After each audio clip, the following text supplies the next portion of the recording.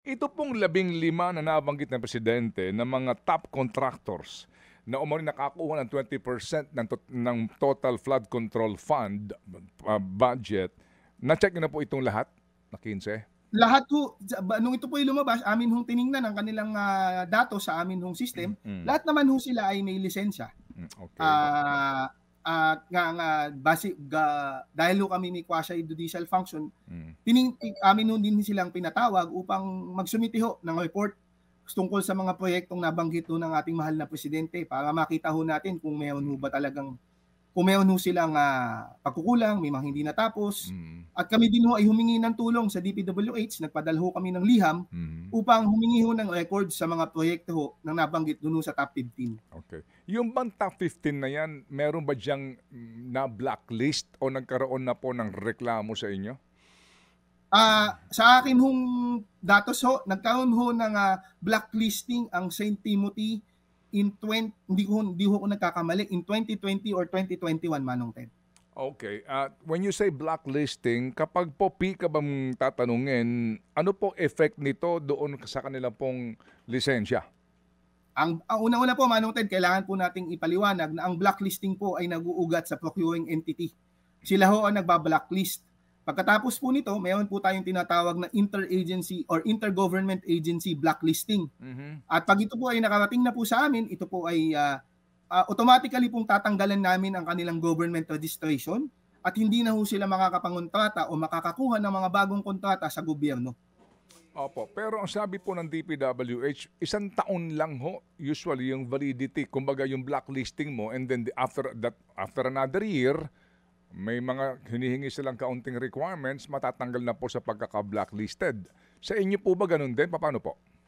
Sinusunod po namin, Manong Ted, ang procurement law. Nasa procurement law nga po yung tama na 1 taon o pwede pong 2 taon Mhm. ang blacklisting po ng isang kontraktor. Sa amin pong ahensya, automatically ho silang may kaso sa amin at tinitingnan ho namin ang dahilan ng kanilang pagkaka-blacklist, kung ito ho ba ay isa rin sa mga dahilan upang tanggalan ho sila ng lisensya in accordance naman ho sa 4566 po. Opo, ito ho ba, RA 45. opo, ito ho ba 15 ito, maliban sa St. Timothy Construction, meron pa ho bang iba na meron na pong inireklamo dyan sa inyo?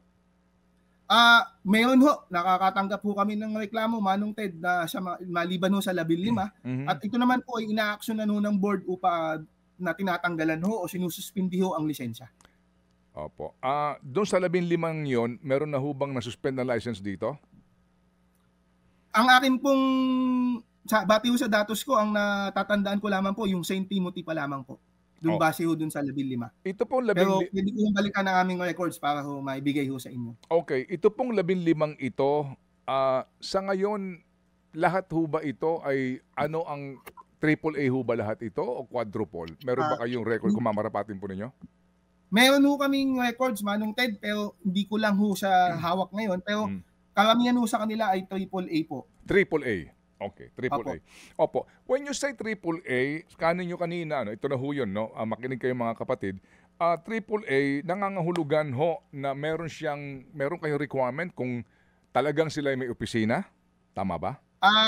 Okay, Kasama tama. ho yan dahil Yes, sila yes. ho ay May opisina. dahil sila incorporated do, kung sakali ho silang corporation, kasama ho yun sa kanilang Yes. articles of incorporation na may principal address ho sila. Hindi po, maliban sa opisina, sila po may number ng mga kawan empleyado, di ba? Tama po, Okay. tama po. So kung construction company ito, dito rin po meron bang corresponding number ito ng kanilang equipment? O ngayon po, ano ba ang patakaran nyo sa mga equipment ng construction companies? Para po sa AAA, Manong Ted, kinakailangan po na may minimum po kayo na net worth na 180 million pesos. Pangalawa po, yung kagaya po ng quadruple A, kailangan din po kayong may minimum number of employee or sustaining technical employees na maghahalaga po ng 60 years po ang experience. Opo. Doon po sa sinasabi nyo na ano kanin nyo? Net worth? Ano po? Net worth po. Opo. Net worth. Pero di ho ba kapag construction company, nagbibid ka, importante na preparado ka doon sa pangangailangan mo ng mga equipment at mga tauhan na gagawa ng proyekto. Kayo ho ba dyan Opo, sa Manong. PCAB, inyo bang inaalam na itong AAA licensed contractor na ito ay actual na may mga equipment, actual na may mga tauhan, o nagsa-subcontract lang sila sa ibang mga Ito po, totoo na meron pong equipment o totoong may mga tauhan? ito po ay simulan ho natin dun sa mga tauhan, Manong Ted. Mm. Kinakailangan ho na sila ay may tauhan. Ito nga po yung sustaining technical employees. Ito ho mga sustaining technical employees ho nila ay amin pa hong ini-interview para ho mapatunayan na sila talaga ay empleyado ng kumpanya. Pangalawa ho, requirement din ho na sila ay rehistrado sa SSS, sa PhilHealth or Pag-ibig para ho mapatunayan palalo na sila ho talaga ay empleyado ng kumpanya. Doon naman ho sa mga equipment, sa pieces of equipment po, ito po ay nakadeklara sa kanilang financial statement na sinasubmit. Kami po ay humihingi ng ebidensya ng pagmamay-ari po nitong mga equipment ho o kung ano man hong na-declare ho nila na pag-aari ng kumpanya upang ho mag-arrive ho kami sa kanilang net worth po na computed po namin. Ngayon po, kung sakali pong ito'y napatunayan namin na hindi nyo naman pagmamay-ari, wala ho talaga kayong pruweba na ito'y pagmamay-ari, kasama ho sa evaluation namin na ito'y ide-deduct ho namin sa inyong net worth para ho mag-arrive ho kami sa tamang net worth ho ng kumpanya na maaari ho maka-apekto kung makukuha nyo ho yung kategorya na inyong ina-applyan o maaaring maging dahilan din ho upang hindi nyo makuha at Aha. Opo. ma-disapprove ho ang inyong lisensya.